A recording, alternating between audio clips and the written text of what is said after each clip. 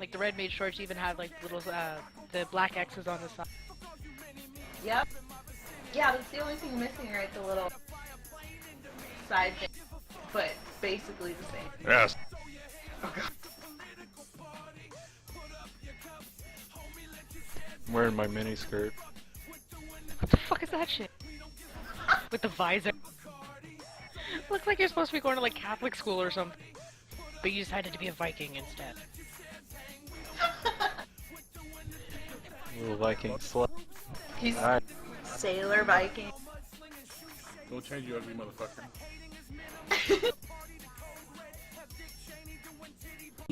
Alright, so I'm going to start off with singing Faux Requiem. Just regular. And generally just for this first group. So we're going to AoE. So I start off with a straight shot because, you know, get that crit.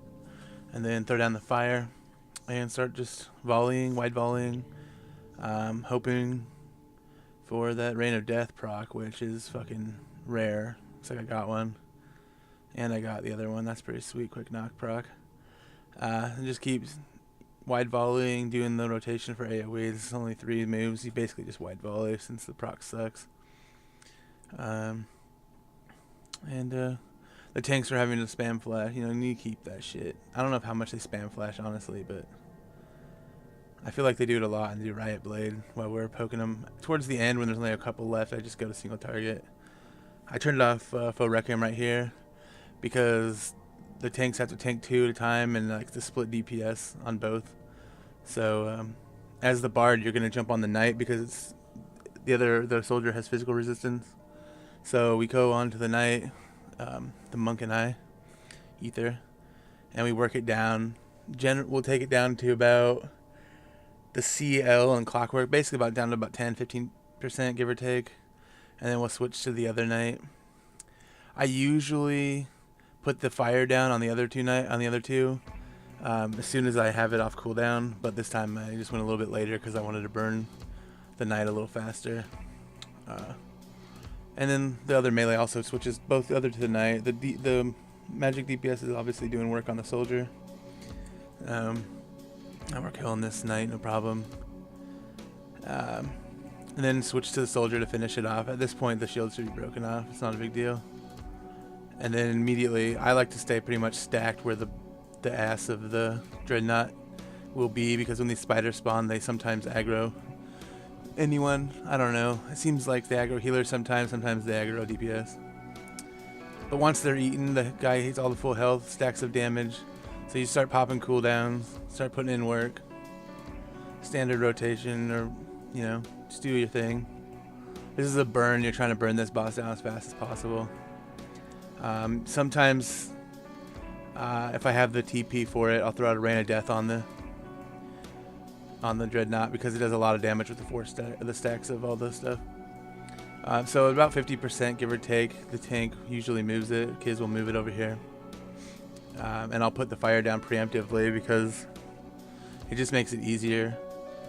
A little more DPS, and I know it's going to be staying there. Like, the important thing is getting that boss dead before these, or as soon as possible. I mean, sometimes these will spawn on us for the last second or two, and if that boss eats one of these spiders at that time, he gets healed. So you really want to burn that boss. So right here, we're just going with the strat of just DPS, just AoEing everything down. The 2 rooks are the first 2 main targets that we're going to be killing. You see that kids marked the one, so we want to burn that one first. And this other one, I got a Rain of Death, and I'm popping Faux Requiem to get more AoE, or I had Faux Requiem pop during that also for the AoE. I actually just turned it off because things are mostly dead. I'm getting a little bit low on mana. I need to conserve mana in this fight because it's healing intensive, and often you have to sing Mage's Ballad. Usually I'll start singing Mage's Ballad about this point, as the DPS are finishing up the last mob or two. This time we were doing really well on mana, like really well on mana. You can see it's pretty much full. I do have Mage's Song on, but you know, keeping it up because the Mage's Song actually isn't even about the healers in this fight, to be honest. It's about the off tank because he has to do a lot of flashing, a lot of hate gain on the AoE threat. So that's basically what this song is honestly for. So you basically switch back into this just like the first phase, the first dreadnought. Just burn the shit out of this fucker. The soldier in the knight that spawned, the off tank is running them around, trying not to die and keeping them away from us because they do nail AoE and a suck it and move, and that would really screw us if we got killed by it. So towards the end of this, we're gonna have. We actually had the monk at the beginning do his limit break. You probably saw. It really just speeds it up. Our DPS is actually good enough now. We don't even need to do that, but it works, so we just do it. So we got the rook. I got aggro, so I ran over towards the off tank so he could pick it up. It's real quick, easy. The rook spawns. You want to burn this immediately. We had the black mage tank it this time. I usually try to do it, but for some reason, recently I've been getting like really beat up. I don't know what's going on, but mana wall, you know, it's too good. So basically, after we kill the rook, we switch immediately to everyone on a soldier. I did say earlier that soldiers had the resistance, but what happens with the soldier is you'll overload them when you do enough damage, and they'll get stunned like he's about to be. You'll see. And then the off tank can run away from him and be taking less damage. Because right now he's taking 4 hits, and it's actually pretty hard hitting. You'll see it's stunned now. So we want to take away as much damage as possible that's being done to him. So we just burn this down till it's dead. We just burn them all, both soldiers.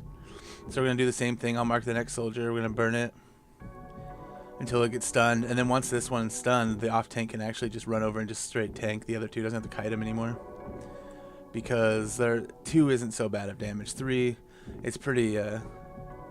3 is, you know, it's less, but like 4 is definitely like you need to move or you're gonna die. So right now the 2 casters, because these reflect magic damage, so the summoner and the black mage switch to the dreadnought, and then the 2 melee, or me and the melee, we go straight to the lowest knight and just burn 1 knight. After this 1 knight's dead, you'll see I put my fire on the dreadnought also, just for added DPS. But anyways, after this knight's dead, we'll immediately switch to the dreadnought and ignore the other knight. The off tank can heal 1 without any issues at all. It doesn't hit nearly hard to do anything. It's whatever. We also stack under the back of the dreadnought because depending on how long it takes you to DPS it down, there is a timer where you'll actually be starting to get hit with AoE damage, which is coming up here in a second. And we want to stack for it to get the AoE healing. So the off tank is close enough where he can get that AoE healing. And there's the AoE.